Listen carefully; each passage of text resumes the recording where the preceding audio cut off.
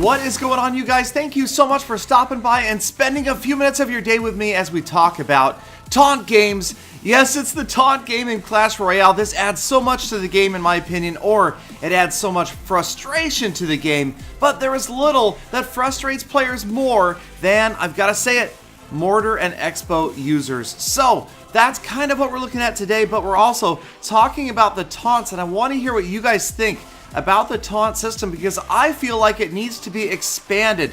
There are not nearly enough taunts to throw at the opponent. Not the number per game, but more like the variety. We're so limited in the messages we can send during the game. I feel like there's so much more that could be done. And in this battle, all of the warning signs are there. The indicators, the cannon, the Inferno Tower, the Elixir Collector. Matt already throwing out the crying face, and there it is. Here comes the mortar on the left-hand side, and I figure Matt was probably expecting this at this point. Also, I have to say, as hated as mortars and expos are, there are so many players that get higher than their average player, meaning high for their level, oftentimes like you see here. Matt as a level 10 facing a level 9 mortar user, but he's throwing out the good luck. He is so far ahead. He feels like he has this one well in hand, and obviously, these type of players are not counting on getting units to the tower. They are more focusing on range damage. You can see this player also has the rocket ready to go, but Matt has the old hog freeze, and when you have an opponent that's not ready for it, it can be a very dominant attack, freezing the tower and any possible defending counter units in there at the same time. And that's 2-0. 2 crowns to 0 doesn't look good. In fact, looks like Matt's opponent may have given up, thrown in the towel, and that is the 3rd crown, probably not even around to see those final taunts. Now, personally, I try not to taunt too mercilessly just because, well, you never know when you end up losing, and then it looks really bad when you taunt a player early and then you end up losing. So thumbs up right away, and I am not happy. And I knew this guy, I knew that this guy was coming at me with the mortar. I recognize the name. I'm not sure if the clan indicated that or not, but the level certainly did. The name and the trophy level, and then the cannon. I had everything in place to convict this guy as a mortar rocket user, and sure enough, the Tesla. Nobody uses a cannon and a Tesla without having either an Expo or a mortar in their deck. So right here, it's just a matter of keeping the pressure on. Golems in the deck's very good for applying that pressure and not giving your opponent much of a chance to counter. And you can see the cannon does draw the golem back away from the tower. We do get a few hit points on it before we lose the golem, but the damage is done and we're on our way to grinding down that right side tower and trying to keep the pressure on, avoiding him being able to set up too many defensive buildings and protecting that mortar, because that is what these users want. They want the Tesla and that cannon out in front to keep the mortar alive. In this case, he goes ahead and drops the mortar down, and there's another Raging King. Now, the mortar does go to work on my Elixir Collector. I did anticipate that. It works out. It's going to cost me the 5 Elixir for dropping the Collector, but at least it's going to keep the damage from the tower while I work on getting in there, and the minions, sure enough, even with the Zap spell, are going to get in there and take that mortar down. And yes, it's coming. You deserve the well played, sir, for putting that mortar down and getting it wiped out. And that means my minion horde is going to get in there behind those golemites, and that's severe damage before the fireball finally takes them down. But the spear goblins finish off that tower, and another well played for you and your mortar. Now, at the risk of sounding like a broken record, I will say my stance on the Expo and the mortar is, if it's in the game, then it's fair play. But at the same time, it does kind of go against the whole idea of the game if you can win without ever getting another troop where? That's right, getting it to the tower. So yes, here comes another Tesla cannon mortar combo and a zap to try to stop my units, but I've got them all over the place, and with the right tower down, I can place units in and backdoor, and he's already thrown up the good game. It is pretty much over, but I'm sorry, not a good game. I'm going to continue to push for your other tower and to taunt you mercilessly while doing so. Another well played, and yes, that tower is going to go down. That's the 2-0 lead. Sorry, I don't know. And there's the rocket. The defensive rocket, well played, sir. It just sometimes brings out the troll in me. I apologize, really. I try not to be like that, but I can't help it sometimes. No, another mortar. Go for it. Good luck with that mortar. This game is over. I throw the arrows on the grass, and he answers with the fireball on the grass. Wish I could have thrown you a couple more taunts, but you know what? Yes, taunt limit reached. So we move on to our next battle, and it's Matt back at it again with... it's Matt versus Pillow Man, and yes, he knows this guy is a mortar user. He recognized the clan name and the player name, so right from the start, Matt knows what is coming. So the Elixir Collector goes down, not always indicative of a mortar or expo player. But what happens in the next couple of rounds, the early fireball, more range damage, that's another nail in the coffin. The barbarians are going to get a little bit of damage before they're taken down by the Elixir Horde. But here it comes. Look at the cards. He doesn't even have a single troop to play at this point. He only had structures and range damage, and they're, I don't know, the most ambiguous taunt ever. The crying face. What does that even mean? I don't know. It is obviously meant as I'm sad, but I really think that 90% of the time it's used to taunt the other player like you're the one that should be crying, buddy. And that is exactly what Matt means right here.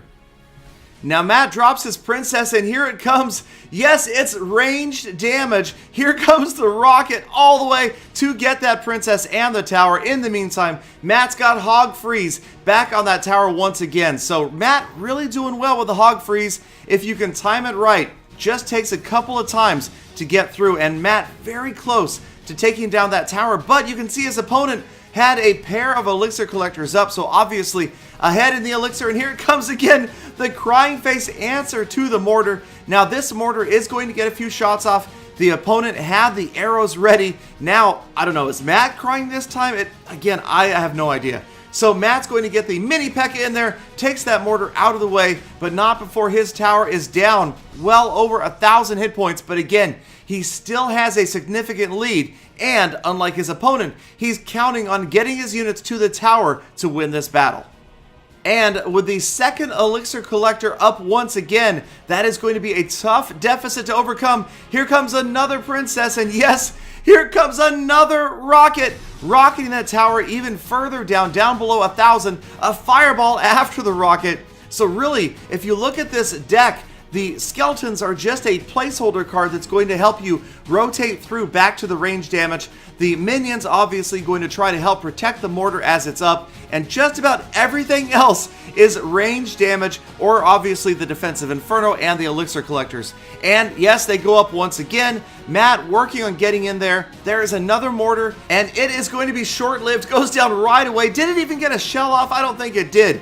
Matt's tower still looking a lot better than his opponent's tower. Final 15 seconds, and yet another rocket. This one, however, missing the princess. So the princess is going to try to help out here. Rocket fireball, rocket fireball, rocket fireball, arrows. Arrows on the princess, and the tower doesn't look good. A single rocket wins it for his opponent. But here comes the Hog Rider, and a beautiful freeze. Freezing the minion horde, the Inferno Tower, and the tower. The Hog Rider on the mortar. The rocket will win it, but the Hog Rider's trying to get in there. Here come the arrows, and the Hog Rider one-shots the tower and just barely ekes out the win for Matt, beating a level 9. Again, those lower level players seeing a lot of success, like it or not, with the mortar deck. Alright, let's squeeze in one more replay. You guys like to see the longer pineapples, don't you? Anyway, so here we go. We've got another 11 versus 11, and this time you've got a player who's got a mortar, but we don't see it until very late in the battle, probably like we talked about earlier, because this golem-based deck keeps the pressure on and never really gives my opponent a chance to build up and get that mortar down. Now also, of course, the fact that the mortar is going to rotate around as one of the last cards in his deck is a disadvantage for him. Now, he did have the Elixir Collector up early, and I'm sure he's happy with that. When you have an Elixir Collector in your deck, it is a big advantage to have it as one of your starting cards. In fact, if at all possible, your very first card. But here, you can see I've dropped the Golem before he had a chance to build up and get that mortar out there with the cannon. And it looks like rather than going ahead and putting the mortar down maybe in the opposite lane, he is going to change his mind. He moves over to the minion horde and drops it in the back. I've got my arrows though, minion horde down, and the Inferno Tower goes down at the same time. He's got no splash damage other than, yes, a rocket, and that right there is the ultimate desperation move. When your opponent uses the rocket on defense, you know that they are in trouble, and that is going to be tower number 1 as the golem gets through along with the minions. That Valkyrie just helpless, and you can see really where the weak point of this deck is. With so few troops to deploy, if you get in there, if you get an offensive push deep into enemy territory, there is little he can do to stop it, especially if you are able to effectively deal with the Inferno Tower. So we're back into reset, but I'm keeping the pressure on. The golem is going down next, and he drops an elixir collector right here. So that is a huge advantage right now for the approaching golem. So I'm feeling good once again. I know what his cards are. I know that he's just about ready to drop the Inferno Tower, but this time with the left tower down, I can backdoor that Inferno Tower with some units. Here come the goblins. He easily deals with them with the Valkyrie, but that is where my deck is so strong. Right there, I had too many air units. His arrows couldn't cover them all. The minions not only work on the Inferno Tower, but also distract it. And here we are, moving in once again, dropping my arrows. Lots of little units. The Golemite goes down. The Valkyrie is in there. And the Valkyrie is going to tank for the other units as they finish off the second tower. So this match is all but over, but we've seen every single warning sign. The rocket, the cannon, the Inferno Tower, the Elixir Collector. I dropped the well played because I knew it was here somewhere. I knew he just didn't have a chance to drop it. And sure enough, with about 10 seconds left, as I drop the Troll Elixir Collector on his side, he drops the ultimate. The Please Don't 3 Crown Me Mortar on the King's Tower right there. I just have to laugh. I'm sorry. I'm trying to be nice. I really am. And there's the good game. I would answer you with another well played, but yes, taunt limit reached. So I will wrap up this episode with a little gala philosophy, and that is, when you're in a situation or there is something that you just do not like, you can only do 3 things about it. You can change the situation, you can accept it, or you can let it drive you crazy. Which is it going to be? Because I don't think the mortar is going anywhere. I am trying to become at peace with the mortar and Expo, but it's not easy. Help me out, you guys. Let me know down in the comments what you guys think. Love it or hate it. Thank you once again, as always, for sticking around all the way to the end of this episode. I appreciate the fact that you guys come by, and I hope to see you again tomorrow for more full attacks.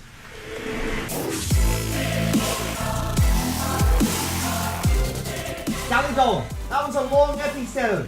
Did you save time for me to